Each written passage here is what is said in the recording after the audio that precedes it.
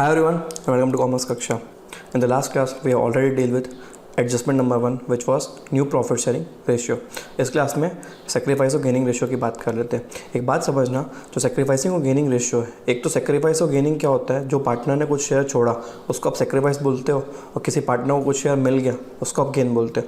अब इसका जो रेशियो है वो हमें क्यों निकालना है?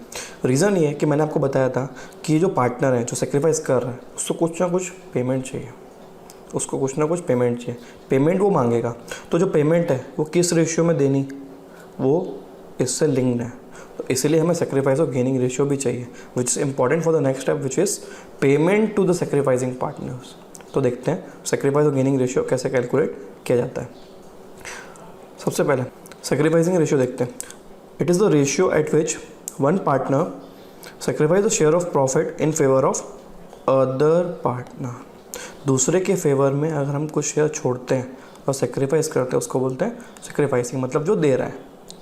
When old ratio is more and new ratio is less. जाहिर सी बात है, पहले हमारा ज़्यादा था, हमने किसी को कुछ दे दिया तो जो नया रेशियो है वो हमारा कम हो जाएगा. तो यही तो केस होता है. तो sacrificing ratio is old ratio minus new ratio. ठीक. और किसी का आंसर ये अगर नेगेटिव में आ जाए, मतलब क्या कि जो न्यू रेशियो ज़्यादा है तो उसका वो गेन है, तो यहीं से गेनिंग रेशियो में निकल सकता है. या तो आप new ratio minus old ratio भी कर सकते हो. Gaining ratio is the ratio at which one or more partner gains or gets profit share from other partners. New ratio is more and old ratio is less. या तो zero था अगर नया partner आ रहा है तो, या तो फिर एग्जिस्टिंग पार्टनर है तो ऑलरेडी कम था और उसको बढ़ा रहे हो. Gaining ratio is equal to new minus old. तो अगर यहाँ पे सेक्रीफाइसिंग रेशियो है, यहाँ पे किसी का अगर आंसर नेगेटिव आता है तो भी वो गेनिंग रेशियो मान सकते हैं उसको, या तो डायरेक्टली आप न्यू माइनस ओल्ड करके भी निकाल सकते हो. तो जो हमने केसेस या एग्जांपल्स हमने पिछली क्लास में लिए थे न्यू प्रॉफिट शेयरिंग रेशियो में, उसी को यूज़ करते हैं और वहीं पे हम निकालते हैं फॉर बेटर अंडरस्टैंडिंग. देखो केस 1 क्या था, जिसमें क्वेश्चन में दिया हुआ था नया प्रॉफिट शेयरिंग रेशियो. तो आपको डायरेक्टली सेक्रीफाइसिंग या तो फिर गेनिंग निकालना है. ठीक. A and B are partners sharing profit in the ratio 1:1.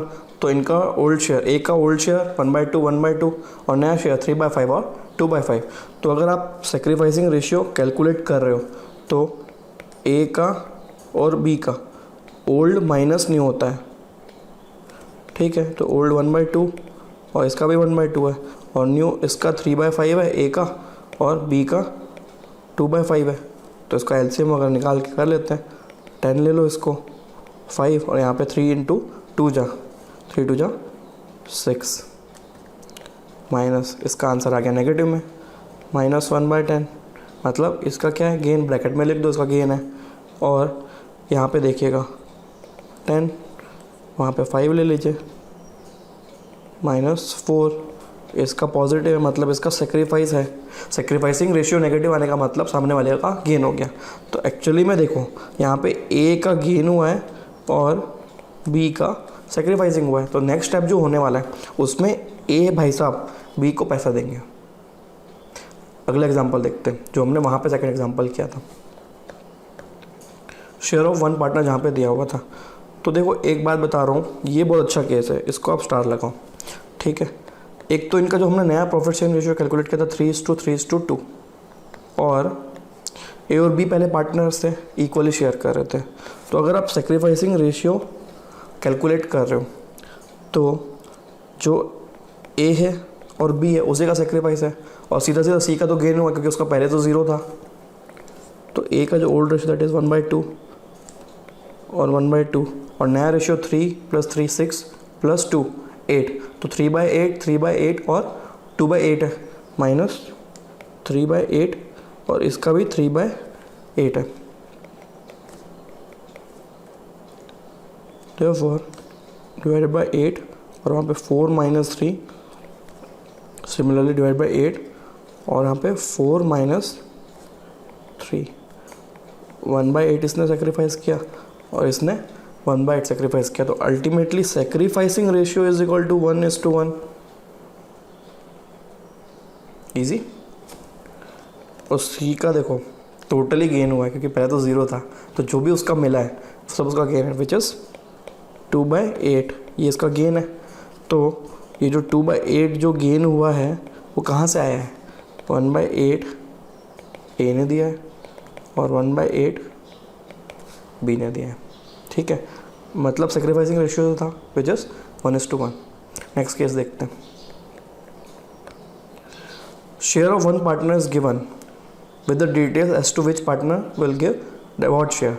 ये वो वाला केस था जहाँ पे सी नया पार्टनर आ रहा था और घमंड में आ रहा था, ये बोल के कि ए से इतना लूँगा और बी से उतना लूँगा।